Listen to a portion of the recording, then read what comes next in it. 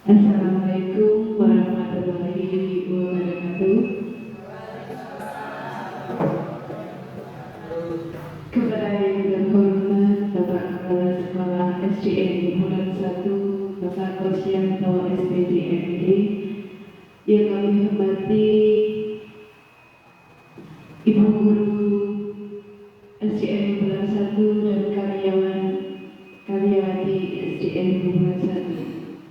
Puji syukur alhamdulillah kita panjatkan kehadirat Allah Subhanahu wa taala karena pada siang hari ini kita masih diberikan limpahan rahmat dan hidayahnya sehingga kita bisa hadir pada siang hari ini dalam acara desimasi pentingnya penerapan budaya positif lingkungan sekolah. Agar acara pada siang hari ini berjalan dengan lancar, marilah acara ini kita awali dengan bacaan basmalah bersama-sama. Bapak Ibu yang kami hormati, untuk selanjutnya sambutan dari kepala sekolah yang akan disampaikan oleh Bapak Kosianto SPD MD. Kepada beliau yang kami persilahkan.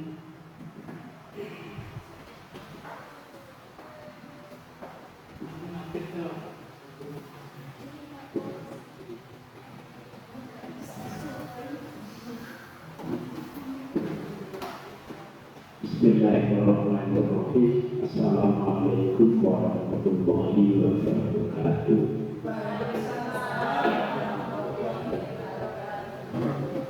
Alhamdulillahirabbil alamin. Wassalatu wassalamu ala asrofil anbiya'i wal mursalin sayyidina wa maulana Muhammadin wa ala alihi wa sahbihi ajma'in.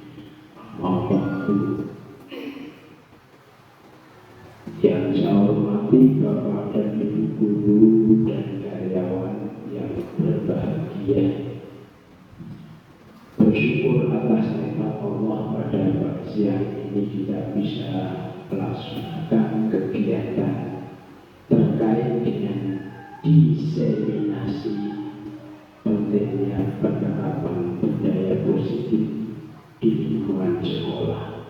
Semua itu hanyalah hidayah dari Allah Subhanahu wa taala.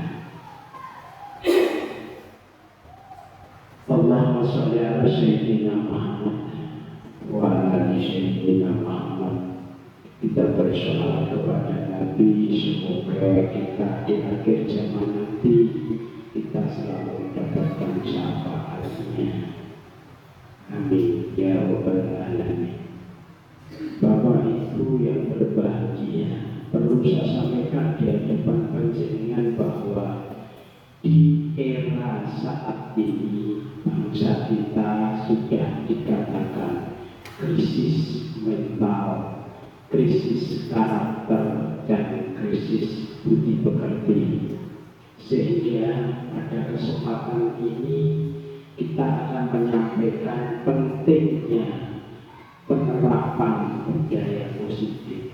Sebab di dalam agama sendiri sudah disebutkan, jika engkau beribadah hanya pribadi dengan Allah, itu belum bisa dikatakan ibadah yang dicintai oleh Allah.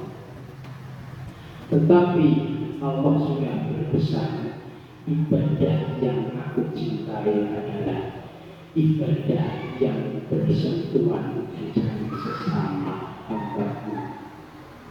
Jadi kalau kita sholat itu hanya hambanya kepada Allah. Kita puasa itu hambanya dengan Allah.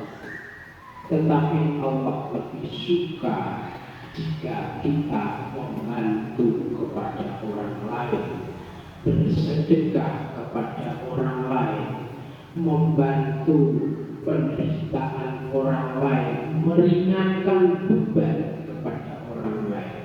Niscaya aku berada di dekatmu, itu pesannya dari Allah. Maka sudah sepatutnya kita sebagai generasi penerus dan sekaligus sebagai ujung tombak keberhasilan dunia pendidikan, sepantasnya kita selalu menerapkan budaya positif. Sebab positif ini kalau kita jabarkan beraneka ragam, pada intinya adalah peningkatan kualitas sumber daya manusia, khususnya adalah akhlak. Sebab kalau kita berbicara tentang akhlak di media massa sekarang, banyak siswa yang menantang orang tua ngelabrak itu etikanya yang sudah tidak ada. Kalau kecerdasannya mungkin ada, maka kita hidup di dunia ini jangan mengedepankan intelektual wisdom, tapi emosional wisdom, EQ-nya. Sebab intelektual tanpa kita mempunyai emosional, maka kita pun juga belum dikatakan orang yang bisa menerapkan budaya positif.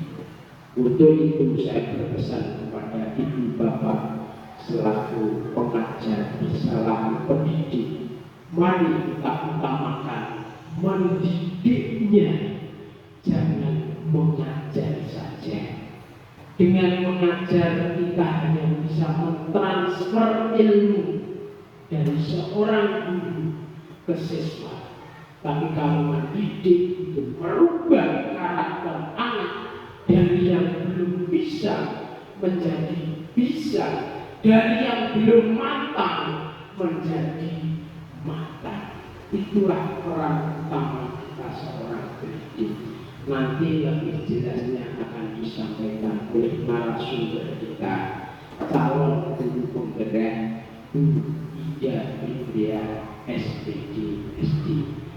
Namun saya hanya berpesan kepada Ibu Ida selaku calon guru penggerak, jadilah sebagai motivator, jadilah sebagai pilot proyeknya teman-teman, sehingga panjenengan sebagai orang yang dijadikan contoh oleh kementerian bisa menginspirasi kepada teman-teman di SD Negeri Bulan 1 pada khususnya pada umumnya di wilayah Kecamatan Bobolan. Demikian Ibu Bapak yang dapat saya sampaikan. Terima kasih atas segala perhatiannya. Mohon maaf atas segala kekurangan. Wabillahi taufiq wal hidayah. Wassalamualaikum warahmatullahi wabarakatuh.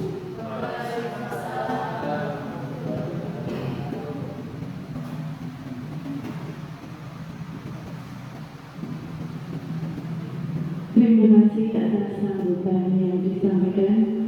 Untuk selanjutnya paparan diseminasi yang pada hari ini akan disampaikan oleh calon guru penggerak angkatan 9 Ibu Ida Fitria SPD. Kepada beliau kami persilakan.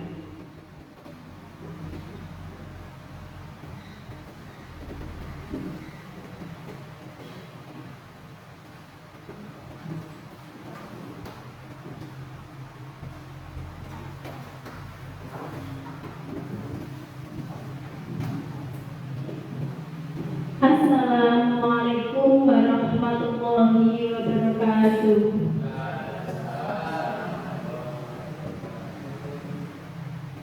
Alhamdulillahirabbil alamin, wassalatu wassalamu ala sayyidina wa maulana Muhammadin wa ala alihi wa sahbihi ajmain. Amma ba'du.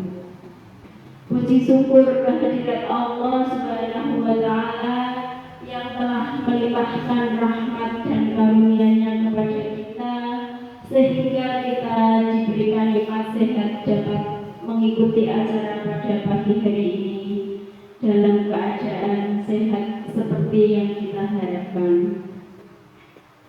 Salawat serta salam senantiasa tercurah kepada baginda Rasulullah Nabi Muhammad SAW yang senantiasa kita menantikan syafaatnya kelak di hari akhir nanti. Amin amin ya rabbal alamin. Bapak Ibu, yang pertama saya ucapkan terima kasih kepada panjenengan, khususnya Bapak Kepala Sekolah kami, yaitu Bapak Musyanto SPD MPD beserta Bapak Ibu Guru SD Negeri Bulan 1 yang telah meluangkan waktunya, tenaga pikirannya untuk mengikuti acara pada pagi hari ini sehingga acara dapat berjalan lancar. Semoga bermanfaat dan seperti yang kami harapkan. Bapak Ibu, di sini sebagai calon guru penggerak angkatan 9, mari kita belajar. Saya hanya ingin memberikan apa yang sudah saya terima, istilahnya alih informasi atau kita saling sharing, saling belajar apa yang kita tahu, apa yang kita bisa. Monggo kita sama-sama mendiskusikan dan memberikan apa yang kita tahu pada hari ini sehingga kita sama-sama bisa berubah menjadi lebih baik, peningkatan mutu pendidikan di Kecamatan Bulan, bahkan sampai tingkat kabupaten dan sampai tingkat nasional. Kita bisa lebih meningkatkan kualitas kita sebagai pendidik. Yang pertama yaitu tentang pentingnya penerapan positif di lingkungan sekolah.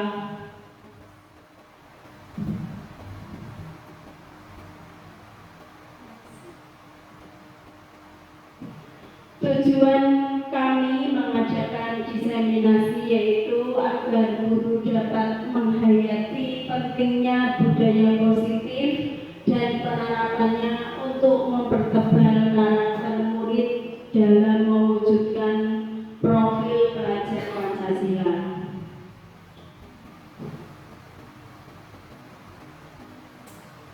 Jadi eksplorasi konsep pentingnya penerapan budaya positif pembelajaran 1, kami kemarin sudah belajar tentang yang pertama disiplin positif dan nilai-nilai kebajikan universal. Yang kedua yaitu teori motivasi, hukuman dan penghargaan. Pembelajaran 3 tentang keyakinan kelas. Pembelajaran 4 yaitu tentang kebutuhan dasar manusia. Pembelajaran 5 posisi kontrol guru dalam melaksanakan segitiga restitusi. Yang kemarin saya pelajari di modul pertama yaitu tentang pendidikan menurut Ki Hajar Dewantara, yaitu beliau menjelaskan bahwa tujuan pendidikan yaitu menuntun segala kodrat yang ada pada anak-anak agar mereka dapat mencapai keselamatan dan kebahagiaan yang setinggi-tingginya, baik sebagai manusia maupun sebagai anggota masyarakat. Pendidikan menurut Ki Hajar Dewantara adalah proses pembentukan karakter yang menjadikan seseorang mampu hidup bermakna bagi dirinya sendiri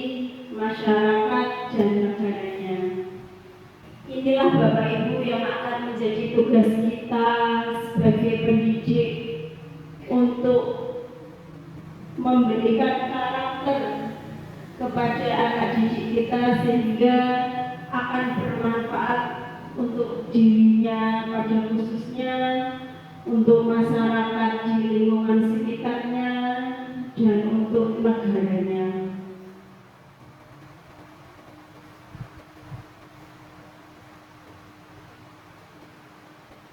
Kemudian Merdeka Belajar. Merdeka Belajar sendiri sudah dicanangkan oleh Mas Menteri, yaitu kurikulum kita sudah melaju ke sini, ke Merdeka Belajar. Di sini definisi merdeka yaitu merdeka menurut Ki Hajar Dewantara, mardika iku jarwanya nora mung lepasing pamrih ning uga kuat kuasa aman diri priyangga. Artinya merdeka itu tidak hanya terlepas dari perintah, akan tetapi juga cakap buat memerintah diri sendiri. Jadi merdeka itu, dikatakan merdeka itu tidak semena-mena hanya memerintah orang lain, memerintah anak didik saja, tetapi tidak diterapkan untuk kita sendiri. Jadi kita itu harus memberikan contoh, memberikan tauladan kepada anak didik. Nanti dengan sendirinya anak didik itu akan meniru, akan meneladani apa yang dilakukan oleh bapak ibu gurunya. Seperti itu Bapak Ibu.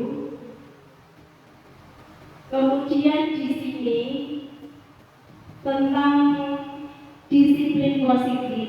Disiplin positif yang kuat berasal dari dalam diri untuk dapat berperilaku dengan mengacu pada nilai-nilai kebajikan universal dan memiliki motivasi intrinsik, bukan ekstrinsik. Dari Bapak Pendidikan kita, Ki Hajar Dewantara menyatakan bahwa di mana ada kemerdekaan, disitulah harus ada disiplin yang kuat. Sungguh pun disiplin itu bersifat self-discipline, yaitu kita sendiri yang mewajibkan kita dengan sekeras-kerasnya, tetapi itu sama saja. Sebab jika kita tidak cakap melakukan self-discipline, wajiblah penguasa lain mendisiplin kita. Dan peraturan demikian itulah harus ada di dalam suasana yang merdeka. Menurut Ki Hajar Dewantara.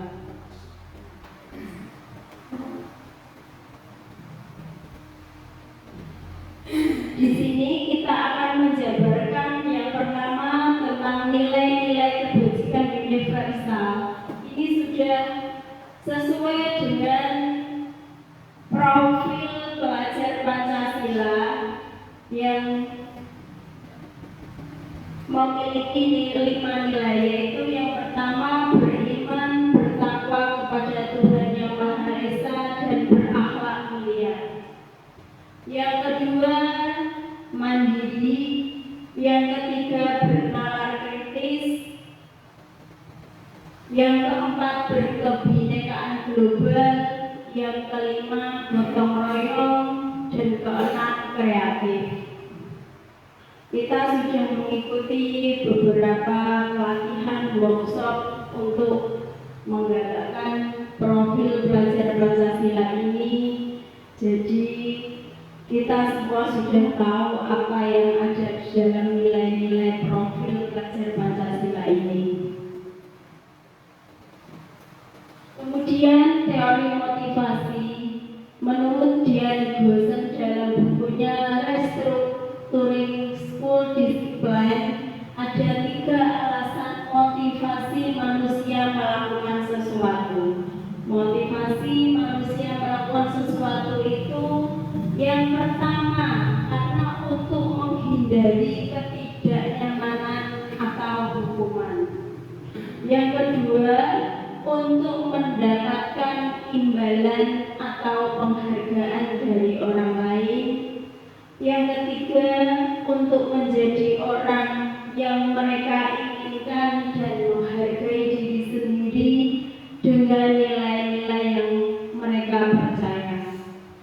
Jadi alasan motivasi manusia melakukan sesuatu hal itu yang pertama menghindari ketidaknyamanan atau hukuman. Agar saya melakukan ini, saya mau melakukan ini agar tidak dihukum, agar mendapatkan imbalan.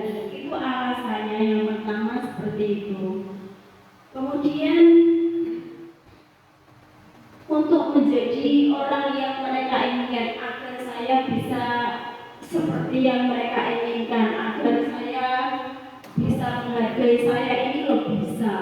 Nah, karena alasan itu sehingga manusia itu punya alasan melakukan sesuatu. Alasan dia mau melakukan itu alasannya adalah 3 poin ini. Menurut John Gosson, teori motivasi ada 3. Bisanya alasan manusia melakukan sesuatu. Kemudian yang pertama, nah Bapak Ibu, ini tentang hukuman.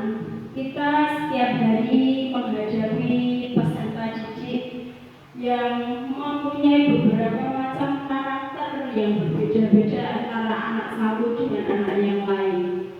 Setelah mempelajari modul ini, saya juga sedikit demi sedikit sadar bagaimana cara kita memberikan sanksi atau hukuman kepada anak didik kita. Ini mari kita akan mempelajari, nanti masih jauh, masih banyak sekali. Yang pertama, hukuman. Tindakan terhadap suatu pelanggaran pada umumnya adalah berbentuk hukuman atau konsekuensi. Dalam program guru penggerak diperkenalkan program disiplin positif yang dinamakan restitusi. Restitusi sendiri adalah proses menciptakan kondisi bagi murid untuk memperbaiki kesalahan mereka sehingga mereka bisa kembali pada kelompok mereka dengan karakter yang lebih kuat. Restitusi juga merupakan kolaboratif yang mengajarkan murid untuk mencari solusi untuk masalah mereka dan membantu murid berpikir tentang orang seperti apa yang mereka inginkan dan bagaimana mereka harus memperlakukan orang lain. Jadi di dalam modul 4 ini, modul 1.4 itu kami sudah belajar tentang program disiplin positif yang disebut atau dinamakan restitusi, yaitu menciptakan kondisi bagi murid untuk memperbaiki kesalahan mereka tanpa memberikan hukuman. Kemudian mereka bisa kembali dengan kelompok mereka dengan karakter yang lebih baik lagi. Dan juga restitusi ini merupakan proses kolaboratif antara guru dengan murid dan dengan lingkungan sekitar. Kemudian dengan adanya restitusi ini bisa membantu murid berpikir tentang orang seperti apa yang mereka inginkan dan bagaimana mereka harus memperlakukan orang lain. Nah, sekarang kita akan tahu Bapak Ibu tentang perbedaan hukuman, konsekuensi, dan restitusi. Di sini yang dinamakan hukuman itu pastinya akan terkenang. Besok anak ketika sudah dewasa pasti bapak atau ibu guru saya waktu kelas 2, waktu kelas 6, seperti itu. Yang dinamakan hukuman di sini yaitu sesuatu yang menyakitkan harus terjadi. Kemudian sistem tidak akan berjalan bila murid tidak takut. Jadi mengupayakan sekeras mungkin, dihukum setinggi mungkin atau sebesar mungkin agar anak jerah. Kemudian murid atau anak tadi akan membenci peraturan. Aku nggak senang peraturan yang seperti ini karena mengekang saya, akan tumbuh seperti itu di dalam diri anak dan hasilnya nanti akan negatif. Kemudian harus dengan mode paksaan yang nama hukuman, karena saya terpaksa melakukan ini karena saya takut dihukum. Kemudian dampak pada murid akan merasa marah, merasa bersalah, rendah diri, mengasingkan diri. Seperti itu bisa menjadi efek dari hukuman tadi. Kemudian hukuman itu yang membuat adalah guru, bukan antara guru dengan anak. Kemudian yang konsekuensi. Konsekuensi itu artinya sesuatu yang harus terjadi. Karena sudah konsekuen jadi harus terjadi. Memerlukan monitoring dan supervisi terus-menerus dari guru. Jadi guru itu mengawasi terus, di monitoring terus. Kemudian murid anak memang menghormati peraturan. Sifatnya netral, kadang dipakai, kadang tidak. Seperti itu. Kemudian teori stimulus respon juga merespon juga anak itu. Dampak pada murid yaitu kehilangan hak karena merasa terkekang waktu jeda seorang diri, penahanan karena memang sering ditahan karena kamu nanti akan membuat ulah, maka kamu konsekuensinya harus di kelas seperti itu. Dan dibuat oleh guru dan murid. Kadang ada kesepakatan antara murid dan guru. Kalau kamu melakukan kesalahan seperti ini, kamu harus dihukum di kelas, kamu tidak boleh istirahat. Itu konsekuensi. Kemudian yang restitusi, yaitu merupakan pilihan untuk siswanya tadi. Murid belajar bertanggung jawab untuk perilakunya. Murid anak menghormati dirinya dan orang lain.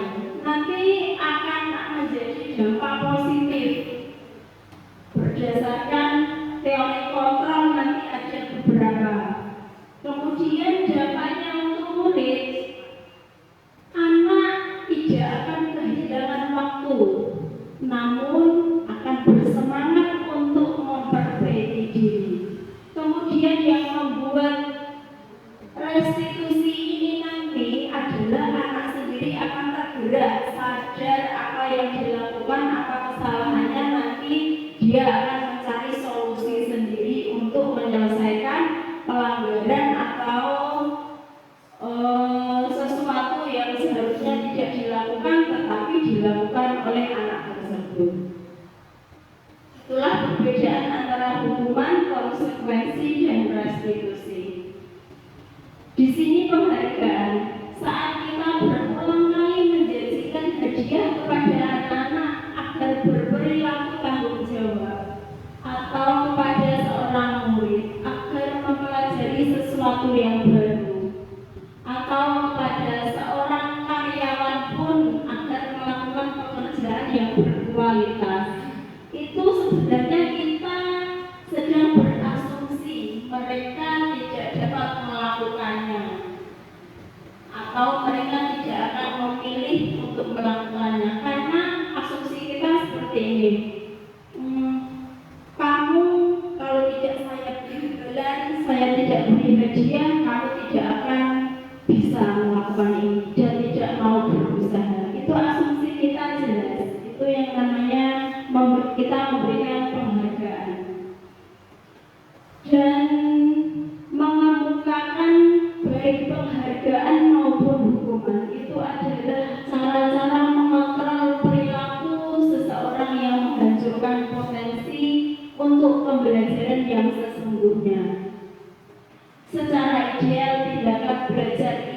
sendiri adalah penghargaan sesungguhnya.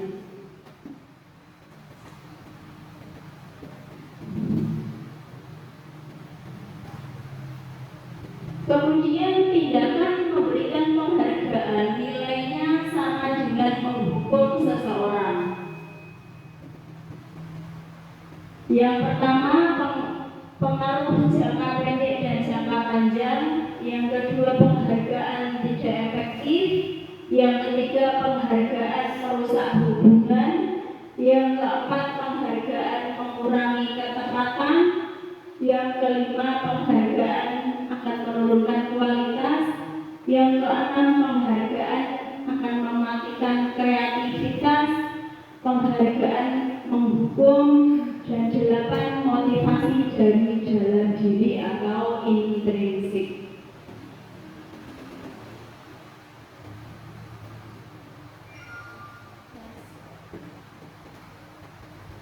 Nah, disinilah yang akan menjadi poin penting dari penerapan budaya positif itu tadi. Yang pertama yaitu kita akan melakukan keyakinan kelas.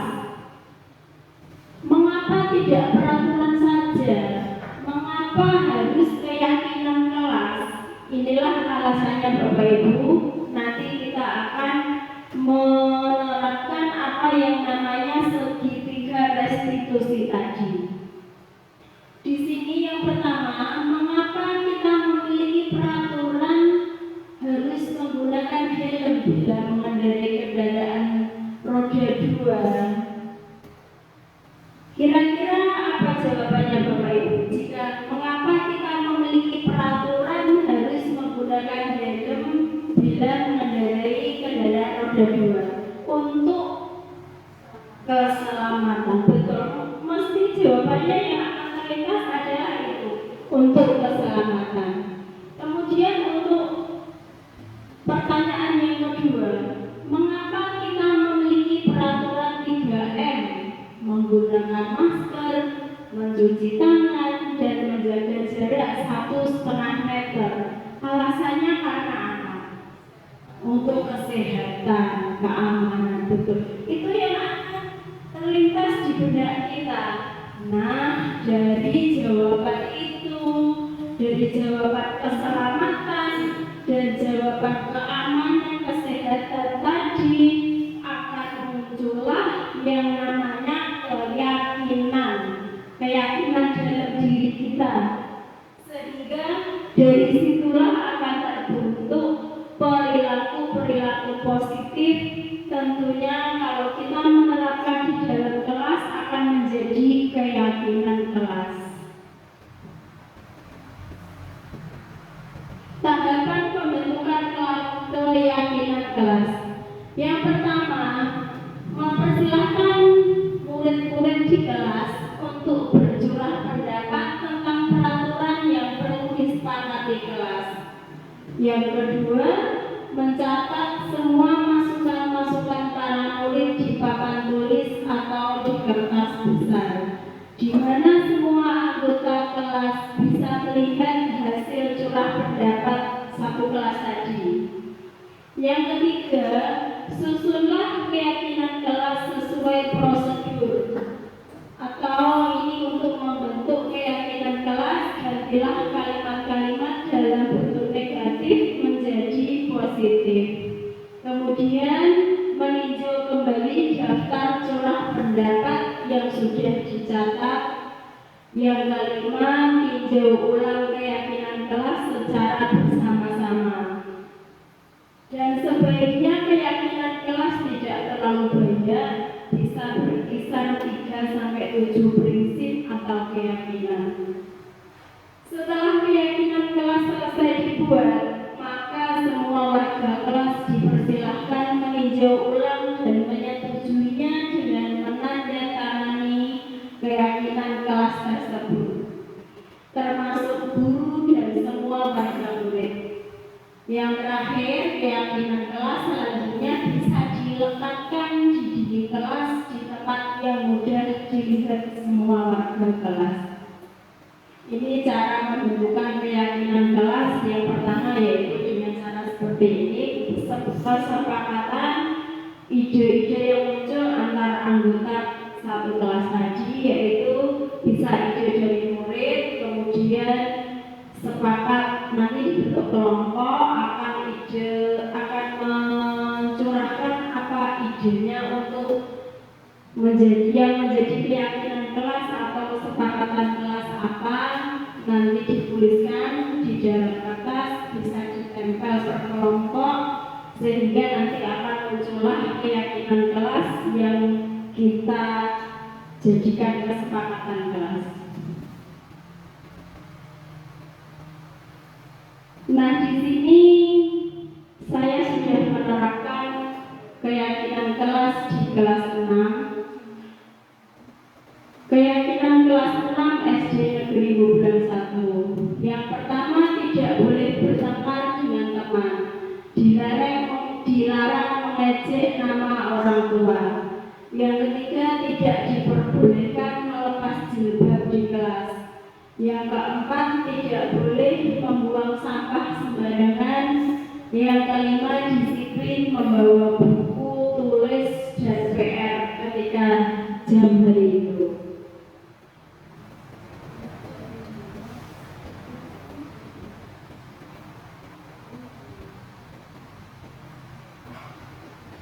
Ini kemarin saya videokan cara kami membentuk keyakinan kelas.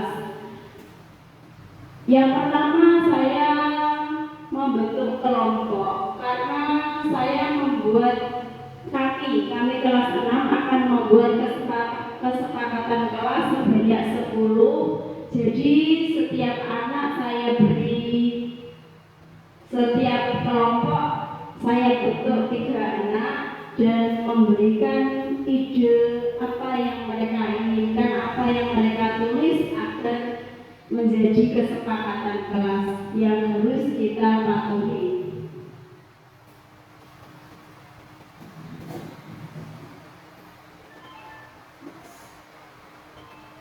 Nah, dari sini anak-anak sudah mulai mengumpulkan tiap kelompok apa yang mereka inginkan, ide apa yang ada di dalam hati mereka.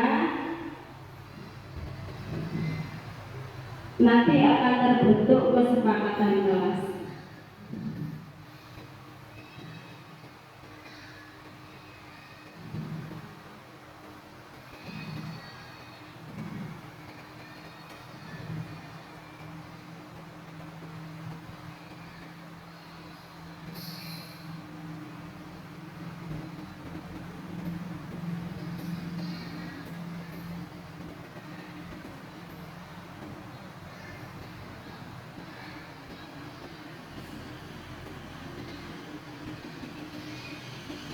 Nah, ini salah satu siswa yang akan membacakan apa saja 10 keyakinan kelas kita.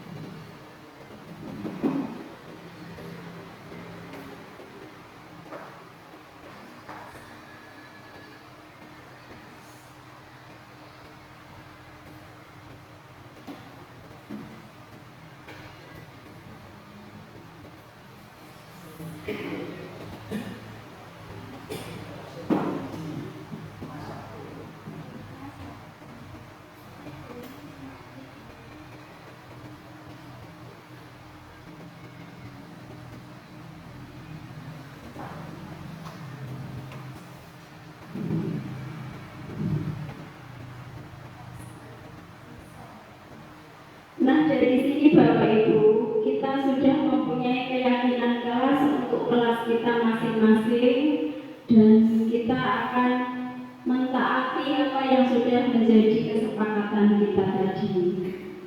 Nah, dari sini kalau jika ada salah satu siswa atau anggota kelas yang melanggar kesepakatan kelas tadi, saya dan murid tersebut akan melakukan restitusi. 5 kebutuhan dasar manusia. Kebutuhan dasar manusia itu yang pertama adalah kebutuhan bertahan hidup, yang kedua kasih sayang dan rasa diterima, yang ketiga penguasaan, yang keempat kebebasan, yang kelima kesenangan. Ini adalah kebutuhan dasar manusia yang sudah melekat dari diri manusia. Itu yang pertama jelas ingin bertahan hidup. Yang kedua, rasa kasih sayang, ingin punya kasih sayang dengan sesama dan rasa ingin diterima. Kemudian seseorang itu kebutuhan dasarnya pasti ingin berkuasa, penguasaan. Yang keempat ingin bebas mengeluarkan ide atau gagasan atau pendapat. Yang kelima yaitu kesenangan, mesti seseorang itu punya sesuatu yang disenangi. Itulah kebutuhan dasar manusia. Nah, Bapak Ibu, di sini restitusi. Disinilah kita akan menyelesaikan masalah anak. Jika anak ada yang melanggar keyakinan kelas yang telah kita buat tadi, di sini restitusi yang akan kita pilih menjadi metode atau solusi penyelesaiannya. Restitusi adalah proses menciptakan kondisi bagi murid untuk memperbaiki kesalahan mereka sehingga mereka bisa kembali kepada kelompok mereka dengan karakter yang lebih kuat. Restitusi sendiri adalah proses kolaboratif yang mengajarkan murid untuk mencari solusi untuk masalah dan membantu murid berpikir tentang orang seperti apa yang mereka inginkan dan bagaimana mereka harus memperlakukan orang lain. Di sini ciri-ciri restitusi yaitu yang pertama, restitusi bukan untuk menebus kesalahan, namun untuk belajar dari kesalahan yang dilakukannya tadi. Yang kedua, restitusi memperbaiki hubungan. Akan misalkan bertengkar dengan seseorang atau dengan teman, nanti bisa diperbaiki dengan cara restitusi ini. Yang ketiga, restitusi adalah tawaran, bukan paksaan. Yang keempat, restitusi menuntun untuk melihat ke dalam diri. Yang kelima, restitusi mencari kebutuhan dasar yang mendasari tindakan. Yang keenam, restitusi diri adalah cara yang paling baik. 7. Restitusi fokus pada karakter bukan tindakan. Yang kedelapan, restitusi akan menguatkan. Yang kesembilan, restitusi fokus pada solusi. 10. Restitusi mengembalikan murid yang berbuat salah pada kelompoknya. Di sini restitusi ada 5 posisi kontrol. Yang pertama sebagai penghukum, yang kedua sebagai pembuat merasa bersalah, yang ketiga sebagai teman, yang keempat pemantau, yang kelima sebagai manajer. Jika seorang guru itu menjadi posisi kontrol penghukum, biasanya seorang penghukum bisa menggunakan hukuman fisik maupun verbal. Jika guru menjadi posisi kontrol, biasanya guru akan bersuara lebih lembut. Jika guru berposisi kontrol sebagai teman, maka biasanya tidak akan menyakiti murid, namun akan tetap berupaya mengontrol murid melalui persuasi. Yang keempat, jika guru sebagai pemantau, memantau itu berarti mengawasi. Pada saat kita mengawasi, kita bertanggung jawab atas perilaku orang-orang yang kita awasi. Jika guru menerapkan posisi kontrol sebagai manajer, posisi terakhir, yaitu di mana posisi guru berbuat sesuatu bersama dengan murid, mempersilahkan murid mempertanggungjawabkan perilakunya, mendukung murid agar dapat menemukan solusi atas permasalahannya sendiri. Nah, dari 5 ini yang paling tepat itu nanti kita akan tahu. Nah, Bapak Ibu, di sini tentang segitiga restitusi, yaitu ada 3. Yang pertama, menstabilkan identitas. Yang kedua, validasi tindakan yang salah. Yang ketiga, menanyakan keyakinan.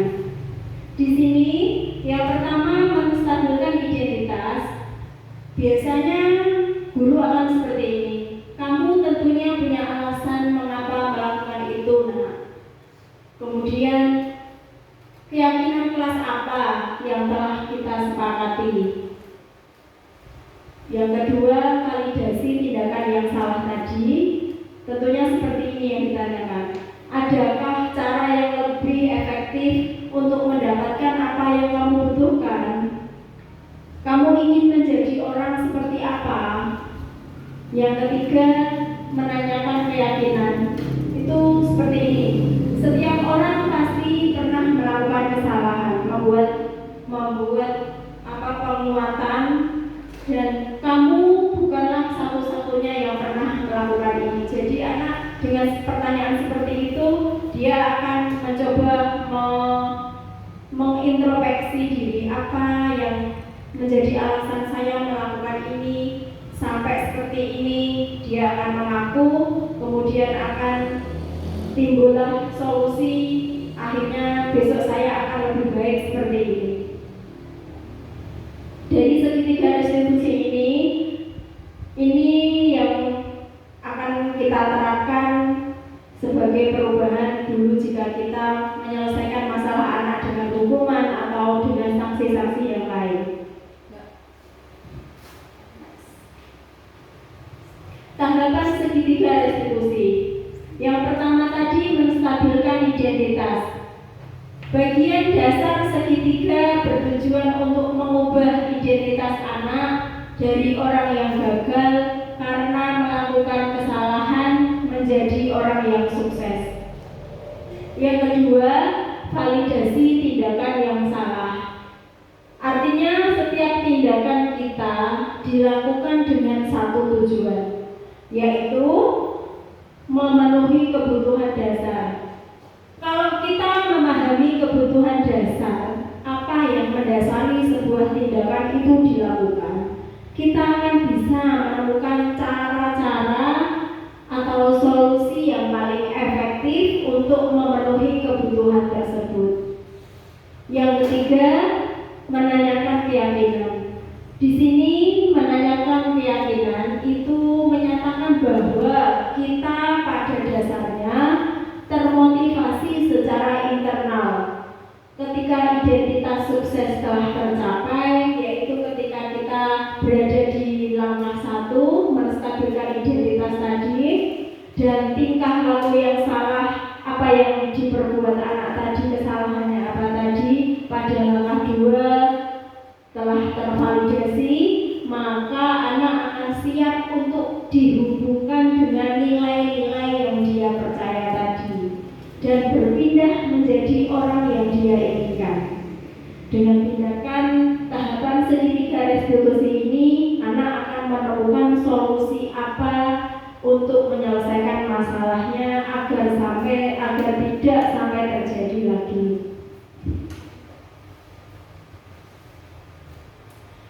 Nah, di sini ada praktek segitiga restitusi yang sudah saya terapkan dengan anak didik saya, yaitu kelas 6. Yang kemarin ada 2 kasus yang sudah saya selesaikan dengan segitiga restitusi. Kasus pertama yaitu pada hari Rabu ketika ulangan matematika, Alma murid kelas 6 bertengkar dengan Siva, yaitu teman satu kelasnya. Alma mengejek dan melontarkan kata-kata yang tidak pantas dan menggebrak meja Siva. Keadaan tersebut membuat suasana kelas menjadi gaduh dan membuat proses pembelajaran menjadi terganggu dan tidak kondusif. Di sini saya sudah menyelesaikannya dengan segitiga restitusi. Bisa dilihat video berikutnya. Waalaikumsalam. Silakan masuk, Mbak Alma. Sini, silakan duduk. Baik. Mbak Alma, kenapa tadi menggebrak mejanya Siva sambil berkata yang kurang pantas, dan terlebih lagi kamu juga menghina Siva, iya kan? Saya suka sekali sama Siva itu. Masa saya tadi itu saya marah. Saya tidak boleh berkata seperti itu. Makanya saya ngomong seperti ini. Oh gitu. Pantes kamu marah dan kelas Rahmat yang tadi. Seandainya menjadi kamu, ibu pasti juga akan marah karena tidak dicontek tapi malah ibu dicontek. Terus kamu tadi melakukan apa saja? Saya memulai sikap baik ibu. Saya maki-maki dia tahu rasanya, biar nggak kesudahannya. Dan saking emosinya saya juga memikirkan dirinya dulu. Kamu melakukan ini karena suatu alasan kan? Dan aku melakukannya biar saya dari diri saya dulu. Wajar Mbak Alma kalau kamu mempertahankan dan membela harga diri kamu, karena itu sesuatu yang penting buat kamu kan. Nah, mungkin saja tadi kamu tidak melakukan hal-hal yang lebih, mengukur sifat misalnya. Ya bu, untung tadi saya masih sabar. Iya Mbak Alma, kamu memilih untuk bersabar dan kamu memilih untuk tidak berbuat lebih parah lagi kan. Dia Sekarang coba kita lihat lagi tindakan kamu saat memaki, saat mengejek dan memberikan mejanya sifat tadi, apakah sesuai kesepakatan kelas dan sesuai dengan prinsip kamu atau tidak? dia menurut saya itu boleh. Ya, kira-kira kesepakatan kelas yang mana yang belum sesuai dengan tindakan kamu tadi, Mbak Alma? Menghormati dan menghargai orang lain.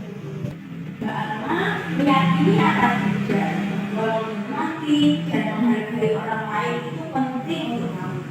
Ya, betul sekali. Ya, bagus. Itu juga setuju dengan kamu.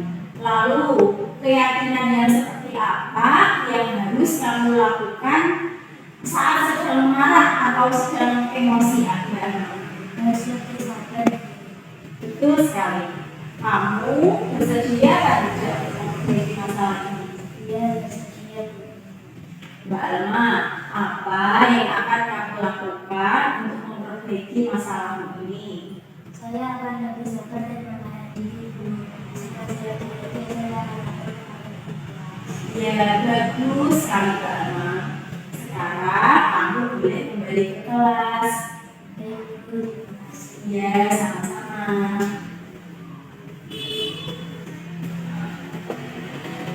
Assalamualaikum warahmatullahi wabarakatuh. Perkenalkan, nama saya Alma, siswa kelas 6. Saya berdiskusi dengan ibu dengan menyelesaikan masalah dengan baik. Saya harus bersabar, dapat mengendalikan diri, dan harus menghormati dan menghargai orang lain. Sekian, terima kasih. Wassalamualaikum warahmatullahi wabarakatuh. Nah, Bapak Ibu, itu dengan segitiga restitusi kami menyelesaikan kasus pertama tentang Mbak Alma tadi, dan akhirnya Mbak Alma sangat merasa dihargai karena sudah diajak diskusi oleh ibu guru dan bisa mengemukakan apa alasan dia melakukan itu, sehingga sampai dia menemukan solusi untuk permasalahannya dan sampai dia tidak ingin melakukannya lagi. Kemudian di sini saya juga menyelesaikan kasus kasus 2 menggunakan segitiga restitusi. Reno, siswa kelas 6, sedang mengikuti pelajaran matematika. Namun dia tampak panik karena lupa tidak membawa buku tulis yang berisi PR. Dia sebenarnya tidak datang terlambat dan sampai di sekolah pukul 6:55. Namun ada 2 buku yang tidak dia bawa, yaitu buku matematika dan buku IPA. Di sini ada praktek segitiga restitusinya untuk menyelesaikan kasus kasus 2 tentang kesepakatan kelas yang telah dilanggar oleh Mas Reno.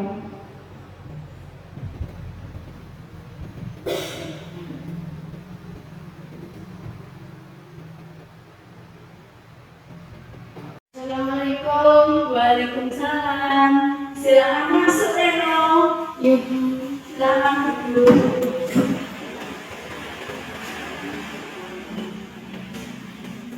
Mas Reno sering tidak membawa buku tulis dan buku pelajaran ya?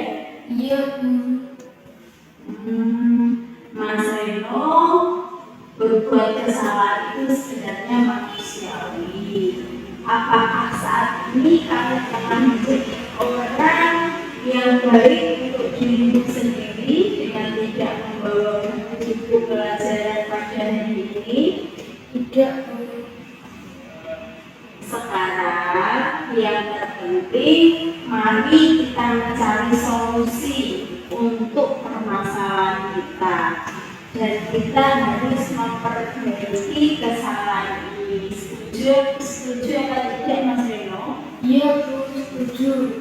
Baik, Mas Reno sering tidak membawa buku pelajaran itu pasti ada alasannya.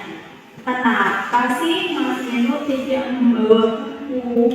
Karena saya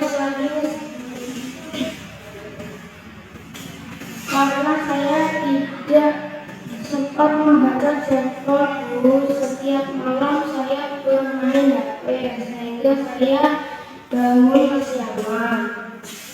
Oh, itu alasannya.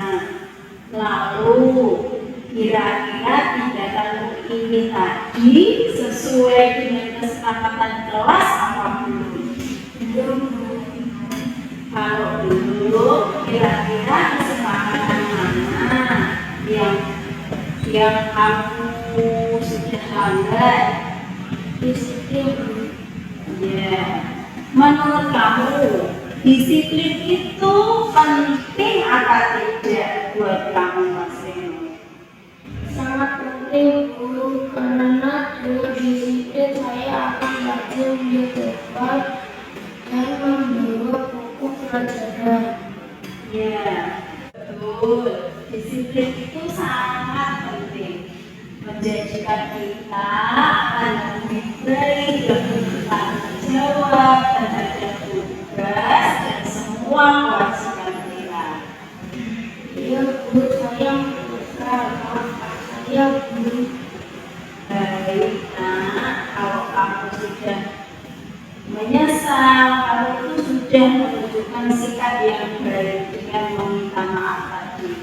Sekarang, apa yang akan kamu lakukan untuk bisa membawa buku pelajaran setiap hari tidak ketinggalan seperti ini lagi?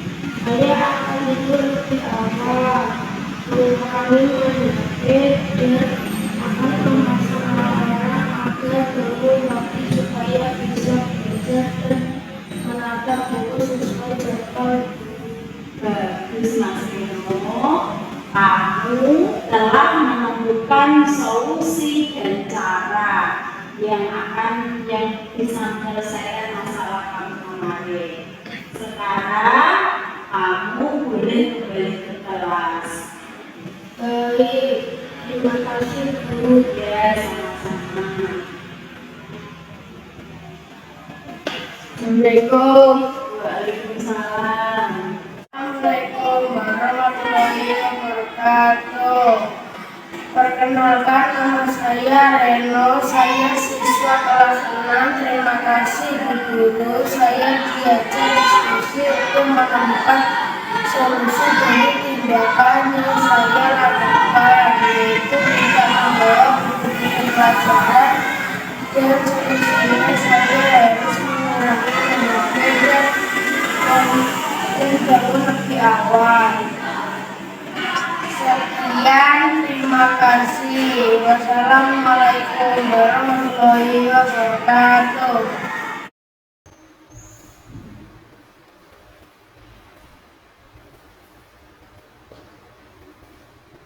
Nah, Bapak Ibu, dari dua kasus tadi, kita sudah menyelesaikannya dengan tahapan segitiga restitusi. Jadi, kesimpulannya, melalui segitiga restitusi, diharapkan guru dapat memposisikan diri sebagai manajer. Posisi ini di mana guru berbuat sesuatu bersama dengan murid, kemudian mempersilahkan murid mempertanggungjawabkan perilakunya, mendukung murid agar dapat menemukan solusi atas permasalahannya sendiri. Dari 5 posisi kontrol tadi Bapak Ibu, memang yang paling tepat setelah kami mempelajari modul 1 sampai 1.4 ini, yang paling tepat posisi kontrol guru adalah sebagai manajer. Dengan demikian, anak-anak akan mengakui kesalahannya dan dia akan mengemukakan alasan mengapa sampai terjadi perbuatan yang melanggar kesepakatan kelas tadi, hingga menyadari dan dia akan menemukan solusi yang tepat sehingga tidak akan mengulanginya lagi.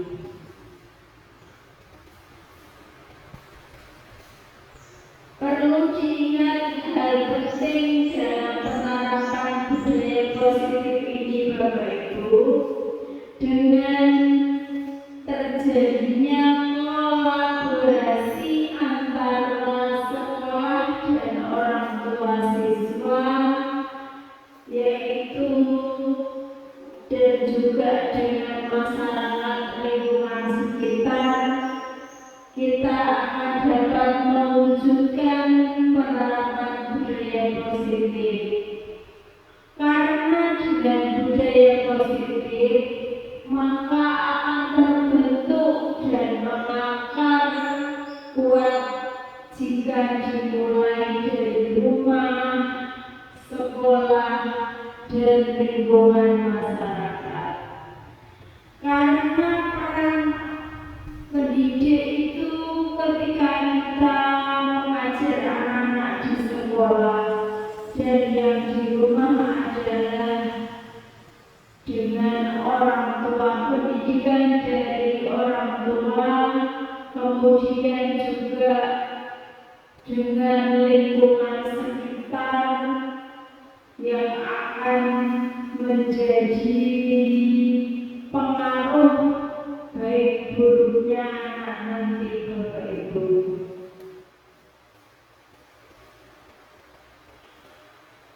Terima kasih. Sekian paparan dari saya. Memang kita sama-sama belajar, tentunya saya mengikuti program Guru Menggerak ini, saya juga dalam proses belajar. Jadi mendapat ilmu apapun nanti akan saya salurkan, akan saya terapkan di sini, dan Bapak Ibu nanti bisa bersama-sama dengan saya untuk melakukan perubahan pendidikan yang lebih baik untuk mencerdaskan anak agar kita bisa mencapai apa yang menjadi tujuan pendidikan nasional. Sekian